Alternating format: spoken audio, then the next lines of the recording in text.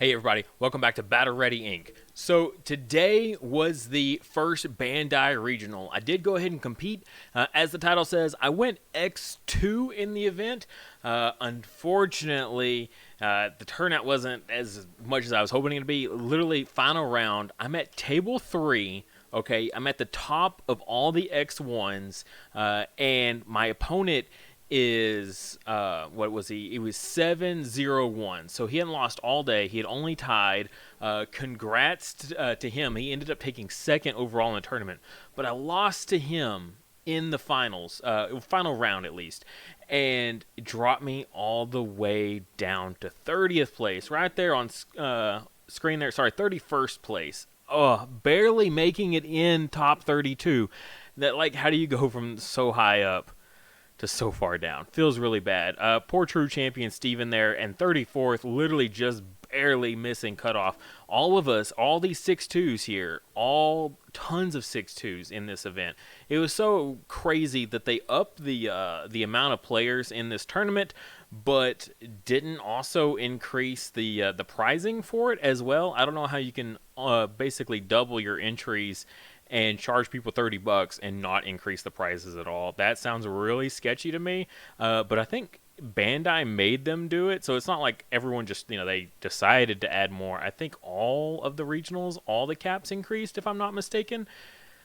Weird. And then they don't even allocate more pricing for them. Part of me really hopes that they kind of go back and say that top 32 gets an invite, because that would be super cool. But as of now, missed the invite to nationals, which is a super big bummer. I was so hyped for that. I was like, okay, even if I lose to this guy, he's going to go essentially undefeated in this tournament. That's one of my losses. That feels really good. But then overall, even him as a tiebreaker was not enough to, I guess, propel me up high enough into the top 16. Only 2 people that went X2 made it into the top 16. So it was super close. Literally from, I think it's 14th place all the way past 34, you see here, is all X2s. Literally, just tons and tons of X2s. I mean, there could be 30 top or 30 X2s alone. So there's so many people in this tournament. Such a massive, massive tournament. Real bummer that the tiebreakers work like they do, because it sucks getting the same record as the person that got 14th place, and you're out of top 32 because of it. It sucks. They should have definitely increased the prizes, I think, overall. But that's just how it works sometimes. I'll go ahead and throw up my my deck list right here. This is what I was playing. It wasn't anything special. I was playing just a more aggro-intensive War Greymon rather than a control-heavy War Greymon. I'm not worried about clearing my opponent's board. I'm worried about just flooding the field and pushing for game. That's why I went with the 4 or so many of the Blinding Rays there, just because I can go Blinding Ray, take myself down to 4, go into War Greymon. War Greymon swings. I go down to 3 security, and then my all my stuff is live at that point. So that was my whole strategy, was to just get myself to 3 security consistently with the Blinding Rays and the War Greymons, just game after game. So I just went super aggro, but still was not quite enough to close me out. Getting in top cut there. Game 1, it was against Hercules Kabuterimon. We went 2-1. Honestly, this is one of the saddest games of the day. Both of us just bricked so hard. I mean, there was nothing neither of us could do about it. It was whoever didn't brick the worst is going to win, and that's basically what it came down to. At one point, I think final game, they hard played a Hercules Kabuterimon, just straight up hard played it. And I think I took the game after that. That's just, when you have to play desperate plays like that, it's bad. Game 2 was against Imperiodramon. This is against one of our local DFW players here. He makes a ton of maps. Steven, you're awesome.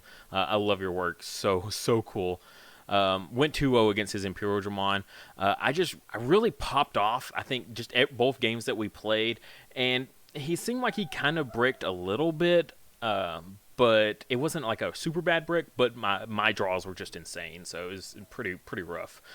Game 3, which is against a yellow-green Rookie Rush. I 2-0'd them. I think their biggest issue, like they were saying in their match, they never drew into Puppetmon, and that's basically what kind of closed the game out for me. One of those games definitely came super close. If they had a Puppetmon, then they absolutely would have won that game. But yeah, so just a little bit lucky on the draws for me and unlucky for them. Game 4, Yellow Mirror Match. Oddly enough, I didn't play a whole lot of mirror matches. In fact, did I only play the one? Yeah, I only played the one Yellow Mirror. That's it, all day. And all my opponents were talking about how just all they were playing was just yellow War Greymon decks, and I only played one, so that was pretty crazy.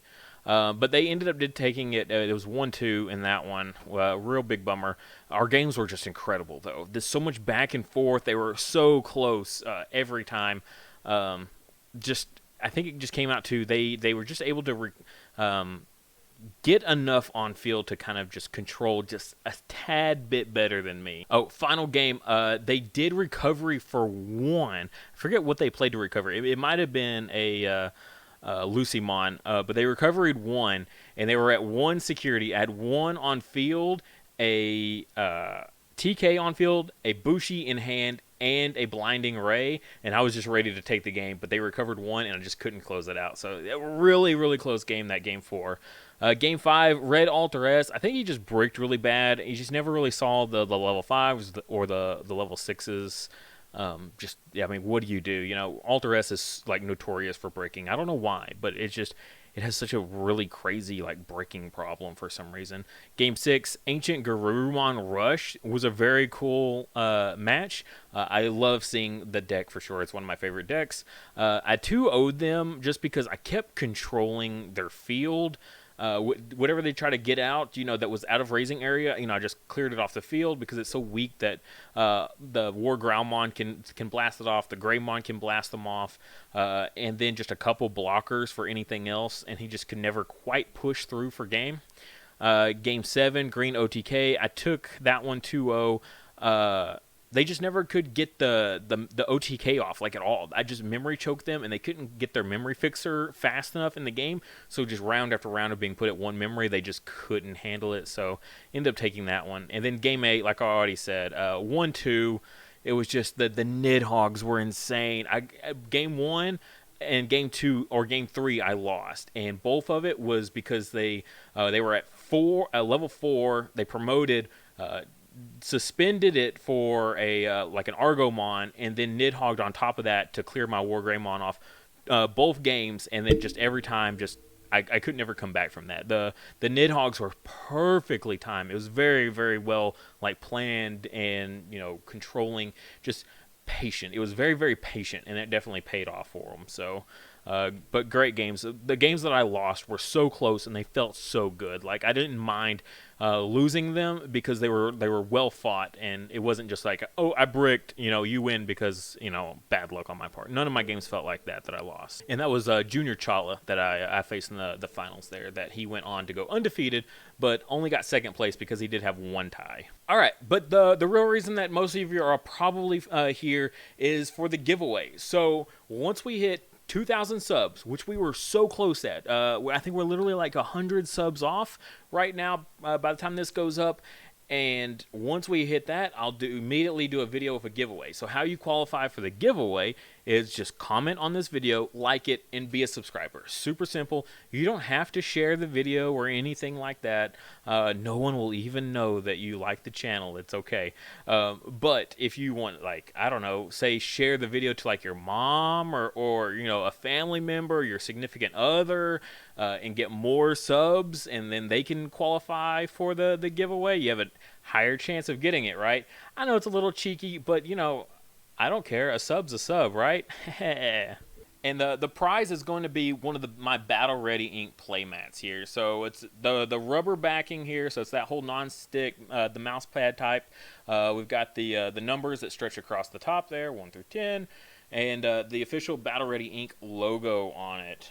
So I hope that's good enough to get people to want one of these. I think it's super cool. I mean, if you just want to keep it to like hang it up or just hang on to it or whatever, it's really cool. I love it. I use mine because I have a black one just like it. I use it in all of my games now, like constantly. It feels so cool to have like my own game mat. So if you want one as well, no one else currently has one. So I have one. No one else on the Patreon has ordered one yet. So you will literally be, whoever wins this will literally be the only person with a black one. The Patreon ones are all white with black lettering. So I'm the only other person that has a black one with white lettering. So you will be too, whoever wins this. So just like, comment, subscribe, easy stuff there. And if you want to share it to people that might win, and just, I give them the mat and then they give it to you. Hey, that's a win for me, and that's a win for you. It doesn't bother me none.